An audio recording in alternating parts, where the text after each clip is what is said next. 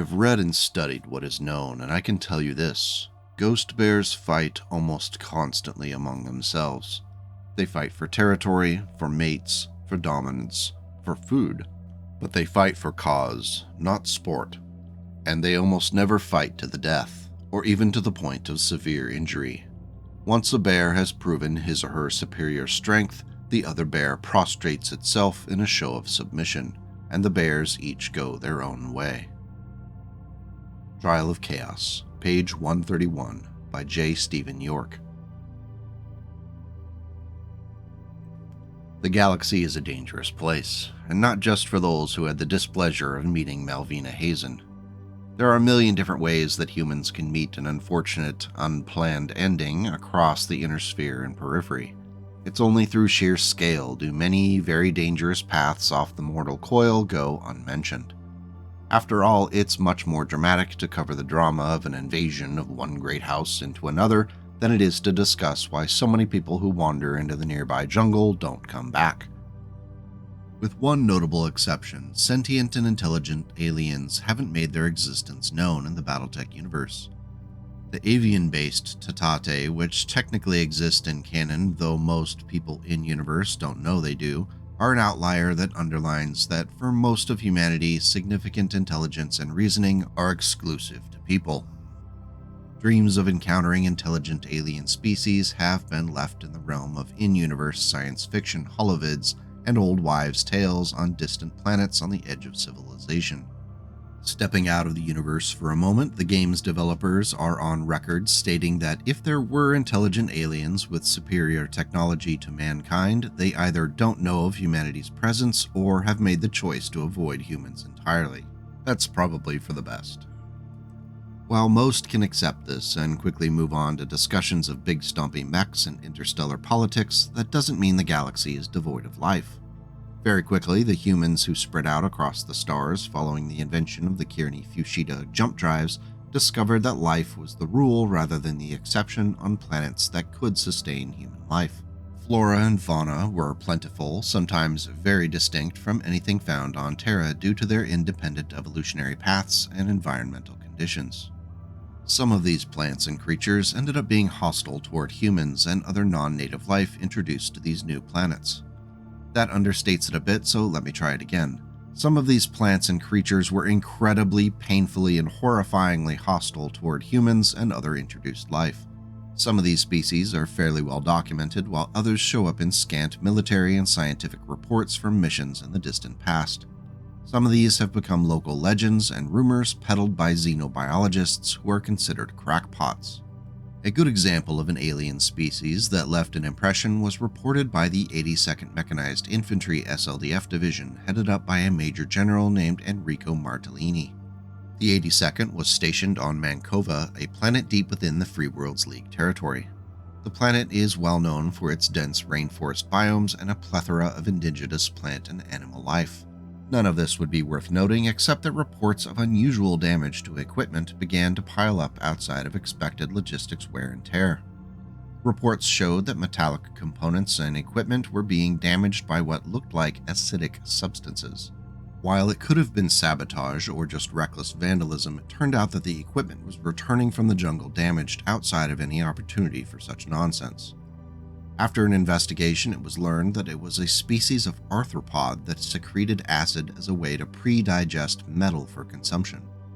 These creatures, deemed Conqueror worms, were quite literally eating the SLDF equipment.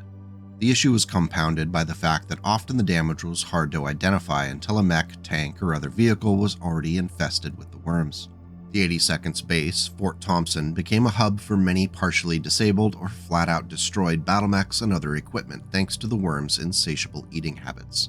While I wasn't able to find any evidence of direct threat to humans by the Conqueror worms, it clearly drove the motor pool and techs crazy as there were repeated requests for relocation of the fort. All were denied. Of course, a metal-eating worm isn't that scary, so surely this whole video is a farce, right?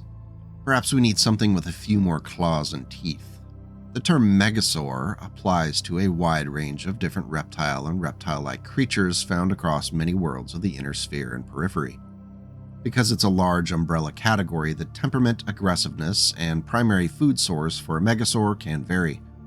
Generally, they weigh between 2 and 60 tons and include herbivores, omnivores, and exclusively meat eaters. Typically, the herbivores tend to be more docile, but care should still be taken in their presence of any large animal, especially if your actions or proximity could be interpreted by the animal as a threat. Meat eaters of mid-size can be threatening to humans, especially if they're slathered in barbecue sauce and moving in a manner that suggests they are wounded. Go ahead and write that down. The larger meat-eating megasaurs have been reported threats to agrimechs and even battlemechs that wander into the megasaurs' territory. Caution should be taken, as even the toughest of battlemechs can still take damage from clawing and gnashing of teeth. In one survey report from the planet Mesozoa, which was filed with the New Avalon Institute of Science, a description of the team's arrival on the planet and first encounter with an aggressive megasaur was described. It read, "We landed in a clearing on the edge of one of the large, thickly forested swamps that covered the planet. Then we split into 2 groups and made our way into the swamp to check out those projected ore deposits. The heavy tree cover and the soft ground made the going slow, and I found myself beginning to daydream when Jones's voice came over the comlink. I couldn't make out what he said, but I could hear that his usual cockiness had been replaced with fear. We immediately turned our mechs toward Jones's and Missavek's position and made our way toward them. When we finally got through the thicket of trees that separated us, we momentarily froze in our tracks. Jones's mech lay on the ground, its head torn off, and Missavek's machine was grappling with what I could only describe as a dinosaur. Without thinking, I moved my agrimech to a nearby tree and tore it from the spongy ground. Wellman and Rodriguez followed suit, and within minutes we had surrounded the thing and began spearing and clubbing at it with our makeshift weapons. Eventually, it fled from our attack, but not before damaging Missavek's mech beyond repair. Known for having better than expected speed, agility, and tough hides, the megasaurs are best left to those trophy hunters who deliberately go out looking for them. If you're less of a Jurassic Park fan and more into anime, or are a certain notorious 21st century author, perhaps a trip to the planet Taiga is in order. Located within settled Capellan territory for most of its human history, Taiga is a temperate planet known for its forests and jungles spotted with many freshwater lakes. Though the story of the planet could be its own video someday, we're specifically interested in a rather unusual creature named the Tagan Medusa. For those who venture out into Taiga's forests and jungles, what started as a peaceful walk can turn deadly with very little notice. Distracted or otherwise ignorant travelers may find themselves brushing up against dangling vines, which actually aren't vines at all, but the dangling tentacles of a reptile which quickly curls them around you in a grip that would make the most lenient of HR managers very upset. The Tagan Medusa has been described as reptilian green and possibly originally evolved to survive in an aquatic biome. Through what must have been one heck of an adventure, the Tagan Medusas ended up living almost exclusively among tree branches. They passively hunt by dangling their many tentacles from the branches, snatching up prey when disturbed. For the most part, the Tagan Medusa feeds on animals smaller than itself, but they can grow big enough for that to include people. The creature's sharp teeth and barbed tentacles ensure a really bad time, even if it isn't able to consume you.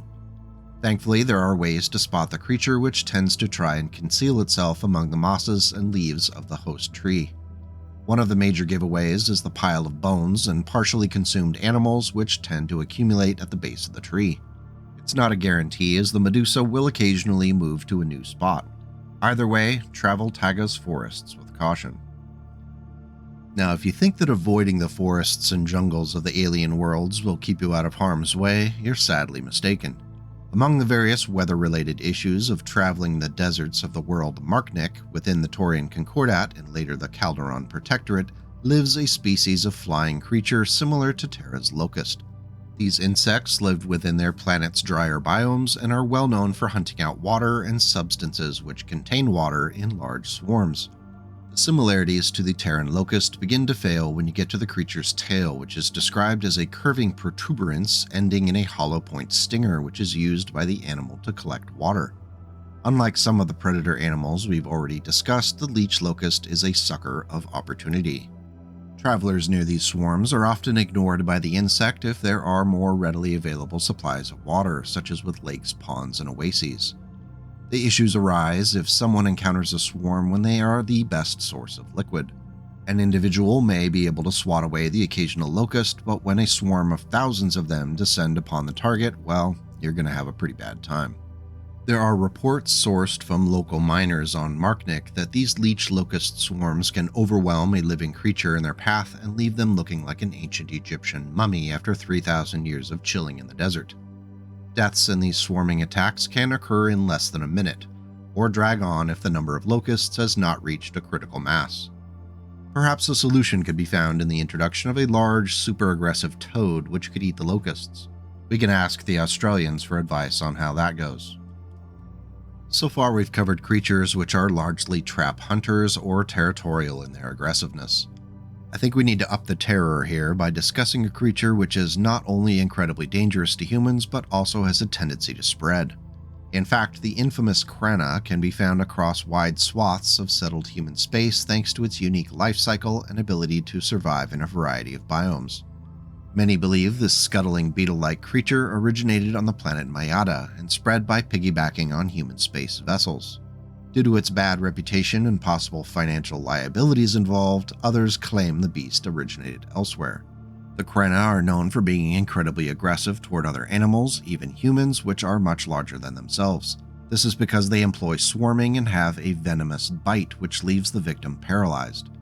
Often the Krana will drain the target of its blood. Other times, instead of making a meal of its target, the Krana will instead inject up to 50 eggs through its specialized mouth protuberance. Either way, the victim is dead over the course of several minutes, or soon will be in 2 to 3 weeks when the hatched baby Krana eat and tear their way out of the host. More than a few people have woken up from the Krana attack thinking that they had somehow miraculously survived, only to ruin a nice family dinner 2 weeks later. In testimony stored within the archives of the Armed Forces of the Federated Suns, a Captain Roderick Serling explained his encounter with the Krana. 4 days after the forced landing of the Romulus, I led a group of crew members out in search of some sign of civilization on the planet. On the morning of the 3rd day, we came upon an isolated, abandoned farmhouse. As we got closer, we noticed that the house was covered in what appeared to be hundreds of dead, black, insect-like creatures. Each specimen measured nearly a meter long.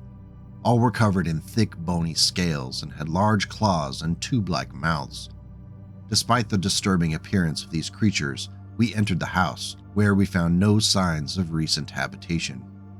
Disappointed, we began making our way to the structure's single doorway when we heard rustling sounds from the roof and outside walls. We exited the house as quickly as we could, stepping over the black creatures that now scurried in our path. Collins was bringing up the rear and seemed to be clear of the house when he suddenly let out a scream. He whirled around and we saw one of the black things hanging from his back. We watched in horror as it inserted its tube-like mouth into his neck and began draining the very life from him. Then he fell to the ground, still screaming, and a wave of the other creatures began to descend on him. We were able to drive them back with our flamers, but the one refused to surrender its grip on Collins. At that point, we turned our flamers on him. It was the only merciful thing to do. Excerpt from the testimony of Captain Roderick Serling, AFFS Archive. The Krana will attack any warm-blooded creature that wanders close, and efforts to control the species have been largely unsuccessful. This is partially due to the Krana's ability to reproduce asexually in great numbers, and also their durability thanks to tough chitin and a strong resistance against a wide range of poisons. Thankfully, those victims who are left alive but filled with Krana eggs can get them removed if promptly brought to a medical facility. Unlike some 20th century sci-fi movies with monsters that share a similar life cycle, those carrying Krana eggs usually know it because they become quite ill following the injection. If you're looking to try your luck by messing around with the Krana, I would recommend you get a less dangerous hobby like juggling old sticks of dynamite. For everyone else, awareness of the Krana's existence can lead people to live safer if slightly more paranoid lives as they watch their steps while out in the wild and maintain a good watch around the warm machinery such as vehicle engines and exhaust ports of battlemech heatsinks. The Krana are a persistent issue across the Inner Sphere and Periphery, and there seems to be little that anyone can do about them. They definitely qualify as one of BattleTech's scariest creatures. He played his contacts, used all of his resources, and found what he needed in the plans of the Council itself. They had not been idle during the relatively peaceful years of the Republic. That was not their way. The Ghost Bear does not patiently wait. He plans. Trial by Chaos, page 37 by J. Stephen York. It would be downright irresponsible of me to discuss dangerous and scary creatures in BattleTech without discussing the Ghost Bear. Not the genetically engineered warriors, but the creature which gave the clanners their name. The bear's earliest known mention is in the origin story for the clan.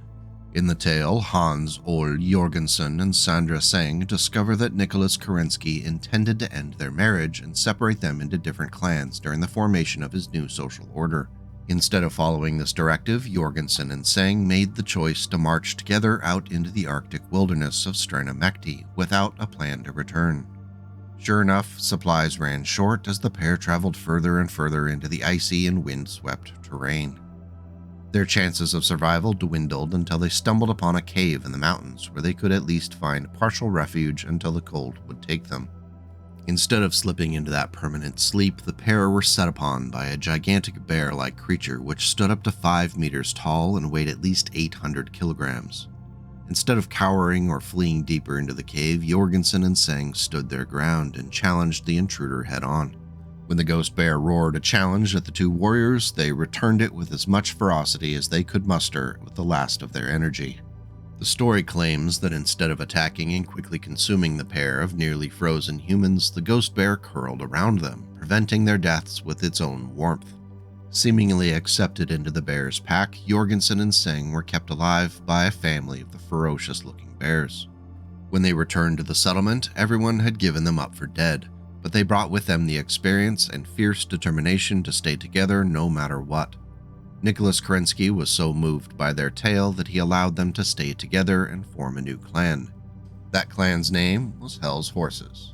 Just kidding. That's of course his clan Ghost Bear. Come on.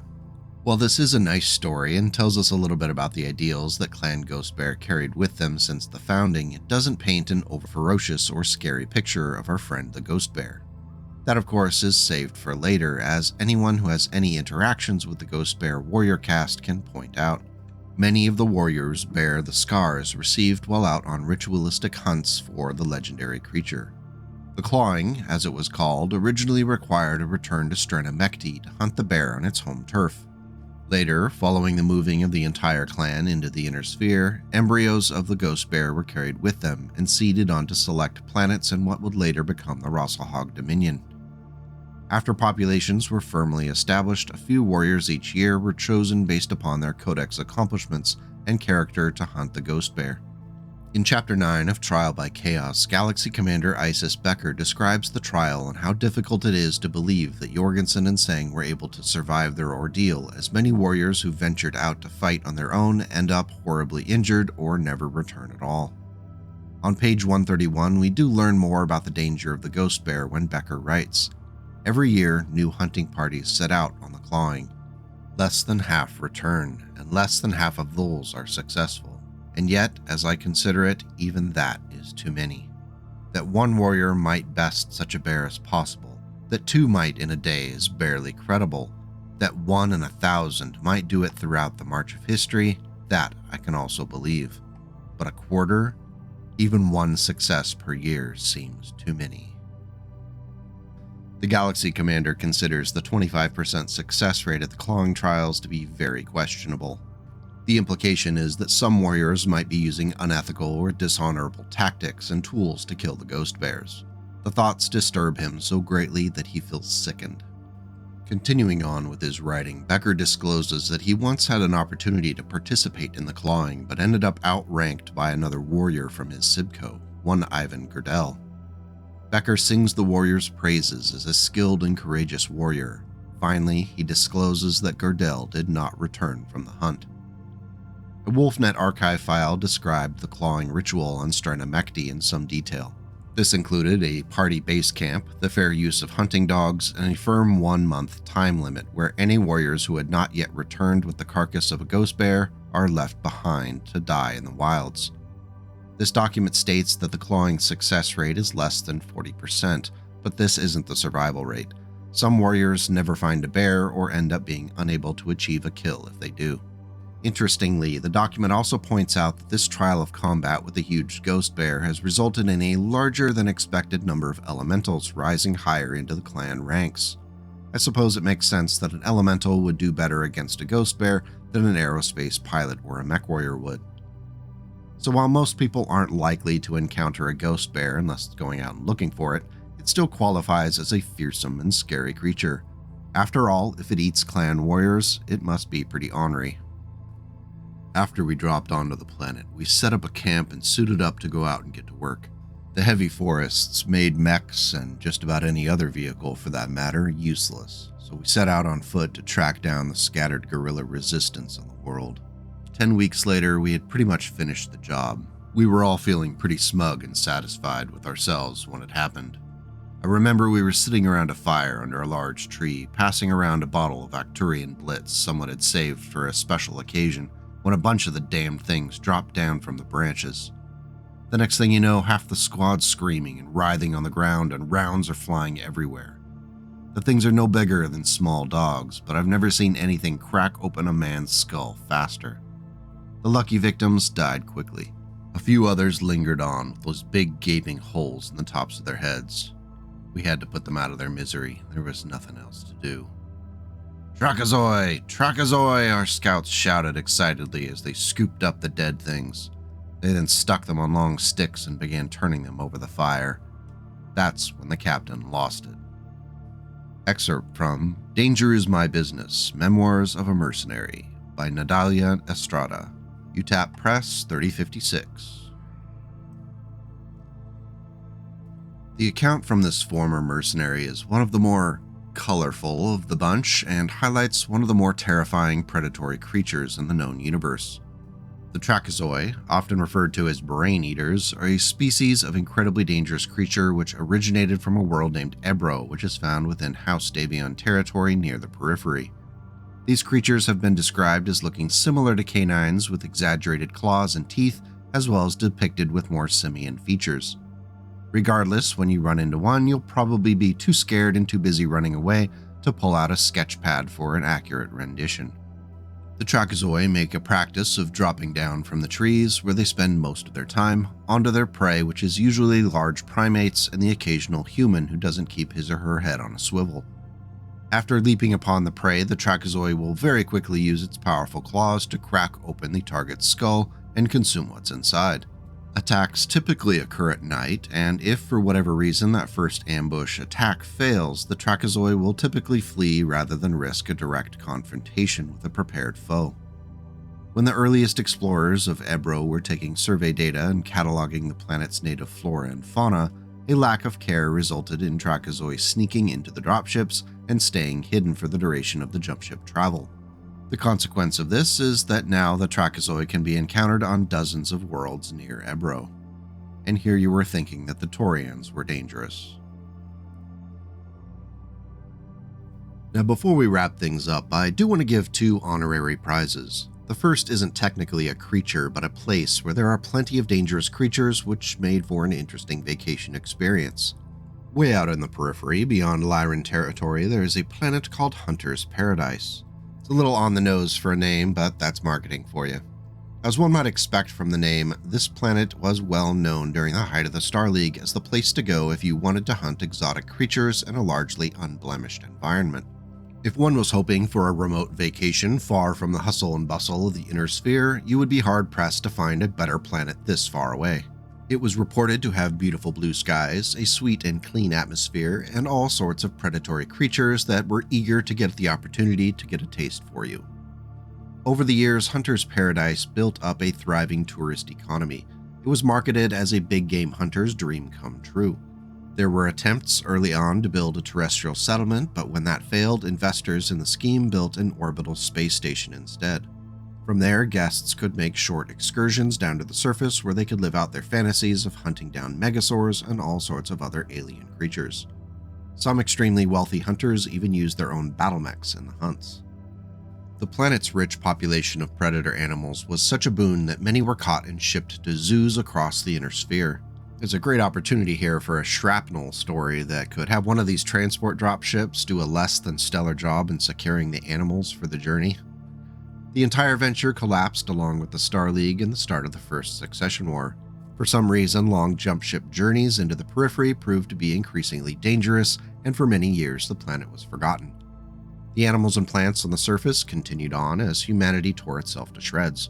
The good news here, after going into the more recent years of the timeline, is that Hunter's Paradise has been reclaimed. First by the Rim Collection and then later by the Timbuktu Collective. Some limited exportation of animals into the Lyran Alliance has resumed, but it remains to be seen if hunters will once again travel out into the Periphery to risk life and limb for the opportunity to decorate their trophy rooms. Our second honorary mention goes to a creature which has proved to be one of the deadliest in the known galaxy. It's resourceful, hard to wipe out, and shows a remarkable cruelty toward its prey. Of course, I'm discussing humanity itself. While this could turn into a few paragraphs outlining Malvina Hazen or Alaric Ward's antics running up into the Ilklan era, I'd prefer to bring up a story that's a little further from the beaten path. Reasonable Force.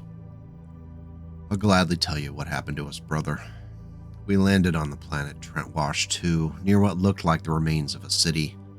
A committee of local inhabitants met our dropships, but nothing in their manner or appearance showed them capable of having built a city of the type we had scanned.